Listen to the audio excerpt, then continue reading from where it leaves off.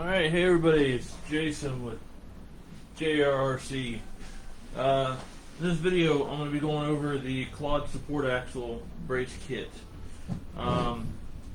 Originally, this kit was made up some time ago and kind of modified a little bit as we went along. Recently, just made a new modification to it to where the kit basically comes as you see it here. All the orange pieces are the pieces that come with the kit, and it allows you to do front and rear steering, or it also allows you to do the way it's set up right now, which is front steer and rear lockout. The lockout piece isn't in here right now. I'm in the process of making that right now to go with the kit as well. And you also have your upper link mounts up here, and your lower links down at the bottom, which I'll point out in more detail here in a second. So what this does is basically it locks out the flex of the axle up and down, and somewhat the twisting action, because you're adding your lower links to the axles now. So you're trying to eliminate the stress in there, and that's where the axle strap comes from that runs across the axle here, which you can see kind of goes across the axle. It helps limit the twisting action of the lower link down here, from actually rotating the axle, twisting it, and snapping off this lower lug, as well as having a support across the bottom here that ties the C-hub all the way into the transmission casing over here. So it's a solid, continuous mount with your link in there. There's no play, and that helps prevent any damage to the lower C tab on there. Now, this is not foolproof. This is not 100%, but there are metal ones out there that people have made, and actually one similar to this, but made out of metal. Adds a lot of weight to your axles. I think this adds about 2 ounces total to each axle with all this stuff on it. Whereas metal, I mean, it adds quite a bit more. And in reality, metal doesn't make this any stronger than the plastic used to print these out. And the reason I say that is because you have a lateral bracing here. You don't have any transitional. I guess I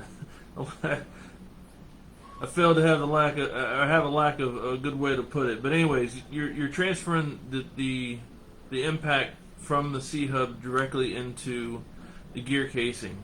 You're not actually putting a bending force on any of these pieces side to side. So it's a straight transfer of energy through. So making these out of metal is really nothing that's going to help that much more, if at all. This design's been tested, and it's been proven to be very effective the way it is. Like I said, the only thing I've done to it is made it to where it's versatile, to where you can run it with like this one here. Actually, I'll show you with this. This one here, where try this.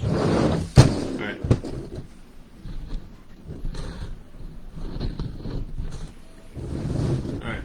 So this one here is run with the 5mm steering link that I have.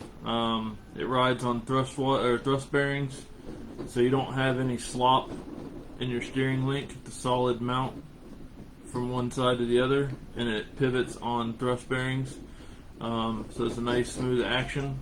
Also, there's 3 holes in here to where you can actually attach your servo link to, and then on this here The way this is set up, you can mount your servo because it's equal distance front to back because it's dead center in the axle, so you can mount servo front or back and run your steering on the front side, or like you do in the racers, you could run the behind the axle setup, which would run across here under your motor and your gear case, without having to do anything to the kit itself. So you can use it either direction or a combination of the two. With this kit also, it allows you to add lower forelinks securely to the bottom of your axle.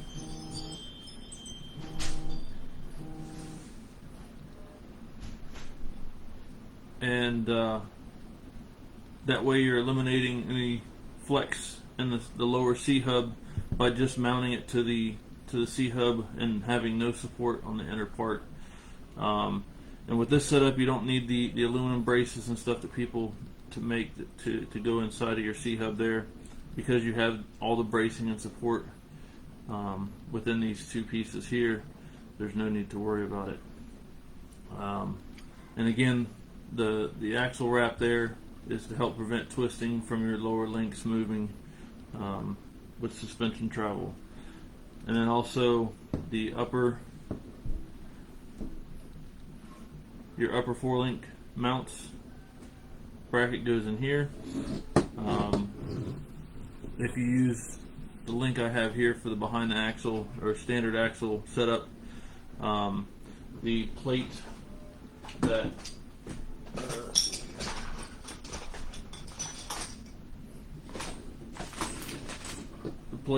that people use to do a lockout on the rear won't work, but the lockout piece that I have coming will attach right there, and it'll actually lock in through one of or more than one of the three holes there on top. So anyways, the kit you see online comes complete to do front and rear axle set, and front steer or front and rear steer, and includes all the orange pieces you see here, plus the couple extras for converting the rear to a rear steer as well. So that's all I have on that. If you guys have any questions, feel free to leave a comment in the comment section. I'll get back to you as soon as I can. There's a link in the description to where you can see and order these if you like. They do come with a warranty for the pieces themselves, but not for the axles, for obvious reasons. So again, I hope you enjoyed this, hope it was informative, and if you have any questions, please feel free to ask. We'll see you in the next video.